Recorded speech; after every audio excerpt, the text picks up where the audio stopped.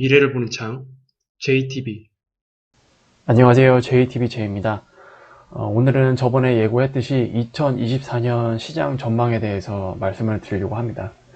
일단 오늘 말씀드리는 거는 제 개인적인 뷰고요. 그리고 2024년 시장은 어떻게 보면 인생 최대 변곡점이 나올 수도 있다. 그러니까 어떤 의미냐면 특히 이번 이 구간에서는 이제 리세션이 저는 발생한다라고 보고 있는 입장이긴 한데, 근데 그 리세션이 일반적인 리세션이 아니라 지금 어쨌든 지금 4차 산업 쪽으로 디지털 시대죠. 이쪽으로 넘어가고 있는 패러다임 시프트와 맞물려 있는 구간이기 때문에 굉장히 큰 변동성이 나올 것으로 예상이 되고, 이거는 어떻게 보면 지금 세상을 살아가는 우리 입장에서는 가장 큰 위기와 또 가장 큰 기회가 동시에 나오는 그런 구간이 되지 않을까라는 생각을 하기 때문에 제가 인생 최대의 변곡이라고 표현을 했습니다. 우리가 실질적으로 투자 시장에서 할 수 있는 거는 하방 대비를 굉장히 잘 해야 되는 시기일 거고요. 그리고 그 하방이 끝나는 시점에서 인생 최대 기회를 잡는 것이 아마 포함이 될 겁니다. 일단 지금 단기적으로 시장을 조금 요약을 해보고 바로 24년 시장에 대해서 본격적으로 인사이트를 공유해드리는 시간을 갖도록 하겠습니다. 일단 저번에 말씀드렸듯이 코스피는 이미 그 피날레 영역으로 진입을 했고, 코스닥도 이제 멤버십 분들한테는 말씀드렸어요. 875 코스닥 기준으로 875 찍으면은 이건 피날레다, 끝이다 라고 말씀을 드렸는데, 어제 나왔죠. 이게 코스닥이 어제 나왔기 때문에 이제 피날레가는 이제 완성이 됐다 이렇게 보시면 됩니다. 근데 여기서 뭐 큰 조정이 나오느냐, 그렇게 보진 않아요. 지금 큰 조정을 만들 만한 재료 자체가 없기 때문에 그냥 건강하게 과열을 시켜준다, 이런 의미로 그냥 보시면 됩니다. 과열을 시키는 구간이다. 그래서 큰 조정은 예상은 안 됩니다. 어쨌든 단기 피날레가 나왔고, 조정을 만들 만한 재료가 이제 툭툭 튀어나오죠. 어제도 이제 미국 시장에서 그런 재료들이 나오더라고요. 그리고 일단 물가 쪽으로 초점을 맞춰서 매크로 관점에서는 어떤 단기 조정 재료가 있느냐, 그거를 말씀을 드리려고 제가 이제 클리브랜드 연은의 CPI 그리고 PCE 이 물가 추정치를 이제 가져왔습니다. 일단 이제 12월 달 CPI와 PCE가 1월 달에 발표됩니다. 그래서 이게 지금 추정치예요. 그리고 PC는 월 말에 발표가 되고, 그리고 CPI 같은 경우에는 이제 중순, 초중순 이때 발표가 되죠. 그리고 이게 다 발표가 되면 그 끝자락에 FOMC가 있습니다. 그래서 매크로 스케줄은 이렇게 보시면 될 것 같고, 일단 12월 달 물가 같은 경우에는 반등을 합니다. 대체적으로 다. 근데 PC 쪽은 큰 반등은 없어요. PC 쪽은 지금 YOY 기준으로 2.68을 예상을 하고 있는데, 이번에 발표됐던 게 2.6이었죠. 그래서 큰 변화는 없습니다. 근데 CPI 쪽은 좀 반등이 있어요. 그래서 이것 때문에 아마 최근 10년물 국채 금리도 지금 올라가고 있을 겁니다. 그래서 일단 전반적으로 조정을 받는 국면, 그리고 원달러 환율도 최근 좀 반등을 해주고 있는 모습. 근데 이게 뭐 추세를 돌려서 이제 막 환율은 확 튀고 10년 국채 금리도 막 확 튀고 뭐 그런 거는 예상을 안 하셔도 되기 때문에, 오히려 지금 이렇게 단기적으로 만들어지는 조정장이 또 좋은 기회가 될 가능성이 높다라고 저는 생각을 하고 있어요. 어쨌든 매크로 지표가 지금 물가 같은 경우는 다시 반등을 하고 있고, 그리고 뭐 홍해 쪽에 뭐 약간의 이슈도 있고, 그런 것들이 물가에 대해서 약간의 뭐 걱정을 하는 그런 뭐 재료로 사용할 수는 있긴 하겠죠. 하지만 뭐 길게 갈 것 같지는 않고요. 시장 입장에서는 그냥 단기 조정이다, 그냥 그 정도로만 여러분들이 이해를 하시면 될 것 같아요. 그리고 이제 조금 더 연장시켜서 물가를 1월 달 거를 한번 볼게요. 2024년 1월 달. 이게 이제 2월 달에 발표가 됩니다. 2월 달에 발표가 되는데, CPI가 다시 이번에 발표된 거 있잖아요. 12월 달에 발표됐던 거. 그 수치로 다시 되돌아갑니다. 그러니까 지금 이 물가의 그 반등은 중간에 나오는 기술적 반등 정도로 보시면 됩니다. 물가가 보통 내려갈 때 이렇게 안 내려가잖아요. 이런 식으로 내려가잖아요. 이렇게 파동을 만들면서. 그 중간에 나오는, 그러니까 추세 자체는 물가가 내려가는 게 맞는데 그 중간중간에 나오는 그냥 반등 정도, 이렇게 이해를 하시면 됩니다. 그래서 CPI는 다시 3%로 내려가게 되고 그 이후로는 3%가 깨질 가능성이 높습니다. 헤드라인은. 그리고 이제 연준에서 가장 주목하는 물가 지표는 이제 코어 PC입니다. 코어 PC인데 드디어 1월달, 이거 이제 2월달에 발표된다고 말씀드렸죠. 여기서 코어 PC가 2%대 2.76, 이거보다 더 낮아질 수도 있긴 있어요. 근데 완벽하게 이제는 2%로 확 들어가게 됩니다. 이번까지만 해도 이제 3% 정도 이렇게 좀 나오고 있긴 한데 이제 완벽하게 2%로 들어가게 되고 한 2분기 정도 되면은 뭐 2.5%? 이 밑으로도 내려갈 수 있겠고 실질적으로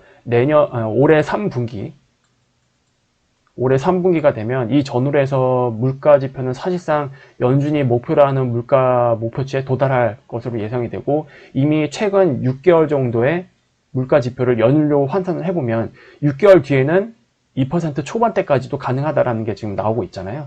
그래서 지금 추정치도 이제 그 전망치, 그 방향으로 잘 가고 있다. 그래서 물가에 대한 어떤 변수가 현재로서는 안 보인다. 굉장히 좋은 거죠. 하지만 그 전에 연준 쪽에서 어떤 식의 보험성 금리 인하를 하는지 그게 좀 중요할 것 같아요.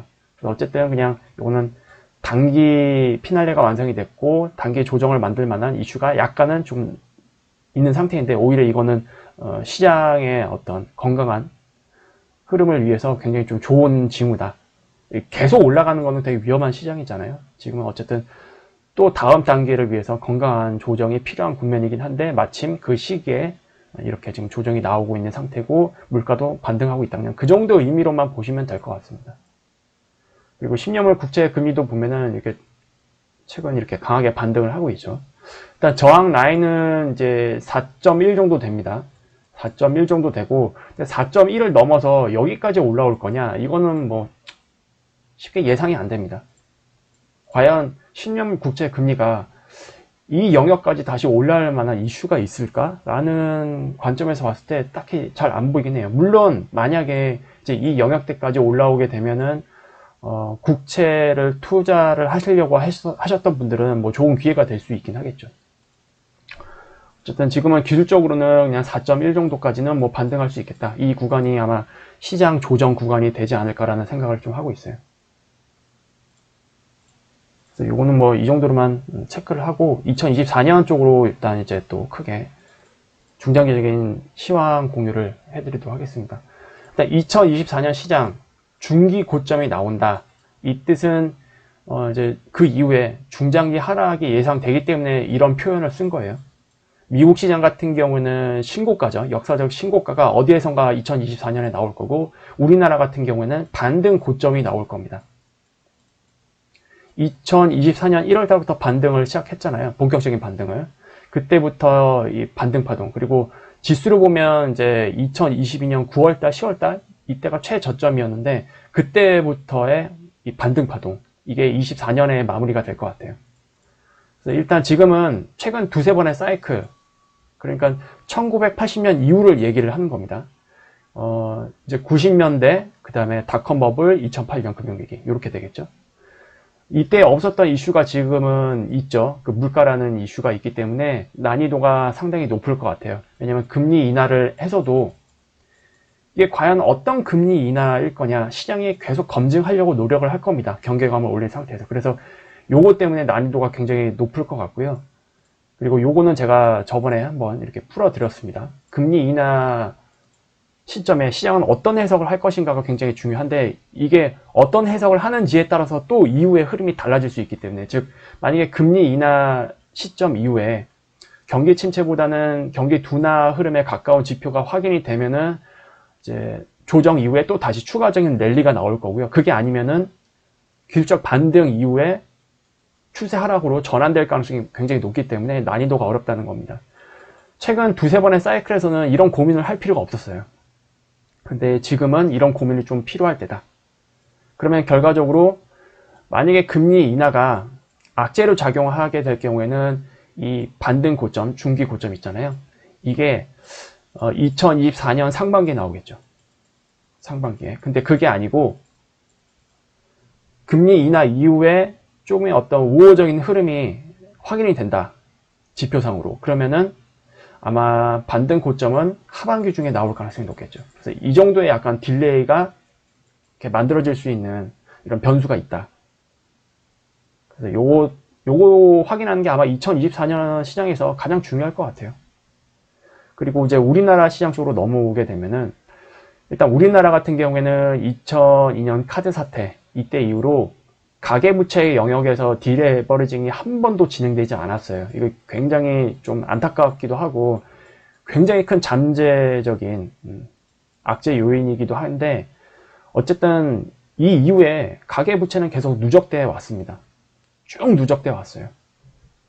그리고 어떤 형태로든 이제는 가계부채 영역에서 디레버리징이 필요한 상태이긴 합니다. 이거는 이제 금융당국에서도 충분히 인지하고 있고 정부에서도 인지하고 있고 그리고 이거에 대해서 이전 하는 총재도 언급을 했고 지금 현재 하는 총재님도 이 부분에 대해서 굉장히 큰 우려를 하고 있습니다. 그리고 이번 하는 총재님은 이제 요거에 대해서 의견을 좀 피력하셨죠. 이번에 디레버리징 반드시 필요하다. 가계부채 영역에서 어떤 형태로든. 근데 그게 아마 2024년 시장이 고점이 찍히고 나서 그 이후에 리세션으로 들어갈 때 이게 같이 맞물릴 가능성이 큽니다. 그래서 우리나라는 리세션에 이번에 만약에 들어가게 되면 상당히 큰 고통이 따를 가능성이 높습니다. 왜냐하면 이 가계부채가 대부분 다 부동산 시장이랑 연결이 되어 있고 당연히 부동산 시장에 상당한 영향을 줄 수밖에 없겠죠. 그리고 이거는 실물 경제도 큰 영향을 줄 수밖에 없겠죠. 그래서 이거는 우리나라가 좀 극복해야 될 문제이긴 한데 어쨌든 이번에 이 문제가 수면 위로 올라올 가능성은 굉장히 저는 높게 보고 있습니다. 그리고 이제 글로벌 영역으로 보면은 최근 만들어지고 있는 어떤 국제 전체 환경 그리고 지정학적인 잠재 요인들 이게 리세션이 발생할 때 맞물릴 가능성을 높게 보고 있거든요. 그러니까 이런 내용들이 리세션으로 넘어가기 위한 트리거 역할을 할지 아니면 리세션으로 들어간 이후 이런 것들이 같이 겹쳐지면서 리세션을 가속화시킬지 가속화시킨다는 얘기는 굉장히 큰 경착륙을 만든다라는 얘기입니다. 그래서 어떤 형태로든 어쨌든 재료로 사용될 가능성에 많은 우려를 저는 가지고 있습니다. 좀 더 풀어서 해석을 하면 국제정치 환경에서는 일단 굵직굵직한 이제 선거가 있죠. 그리고 미국의 대통령이 바뀔 수도 있는 굉장히 중요한 국제정치 이벤트가 있고 그리고 이것과 맞물려서 지금 중국 대만 이슈 그리고 최근에서도 중국이 대만 통일시킬 거다라고 이제 피력을 하고 있기 때문에 말로는 평화통일이긴 하지만 평화통일 될 수 있는 구조가 아니기 때문에 이게 어떤 형태로든 지정학적인 어떤 위기를 만들 수도 있다라는 가능성을 내포하고 있다라는 거에 대해서 우리가 좀 준비를 해놔야 될 것 같습니다. 그리고 플러스 최근 북한 이슈도 조금 안 좋죠. 이제 우리나라랑 사실상 완전히 반대편에 섰습니다.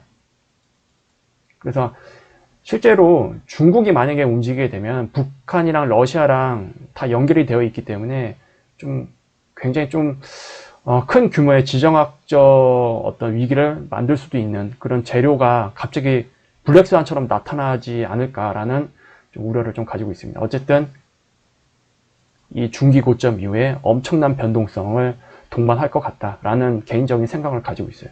이 이후에는 이런 것들이 잘 마무리가 되면서 인생 일대에 굉장히 큰 기회를 맞이하지 않을까. 그러니까 이 구간을 얼마나 잘 헤쳐나가느냐 그거에 따라서 여러분들의 노후까지도 바뀔 수 있지 않을까라는 생각을 하고 있습니다.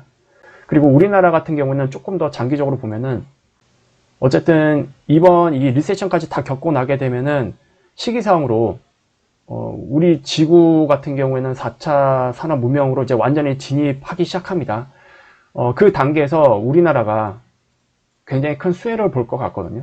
산업적으로 기여할 수 있는 부분들이 상당히 많기 때문에 어떻게 보면 단군 이래 최대 성장이 나올 수도 있는 그런 구간이 리세션 이후에 만들어질 가능성을 높게 보고 있습니다. 그러면 우리나라 입장에서는 사이클상으로도 굉장히 큰 기회이긴 한데 우리나라의 이 성장 여기에 투자를 하게 되면 정말로 큰 돈을 벌 수도 있지 않을까라는 또 생각을 하게 될 수밖에 없습니다. 지금 상황에서는. 그래서 이런 것들을 여러분들 잘 참고하셔서 투자에 좀 도움이 되셨으면 좋겠다라는 생각을 가지고 있습니다. 그래서 오늘은 이렇게 마무리 짓도록 하겠고요. 다음에 더 좋은 영상으로 찾아뵙도록 하겠습니다. 새해 복 많이 받으시고 2024년 모두 성공 투자하시길 기원하겠습니다. 감사합니다.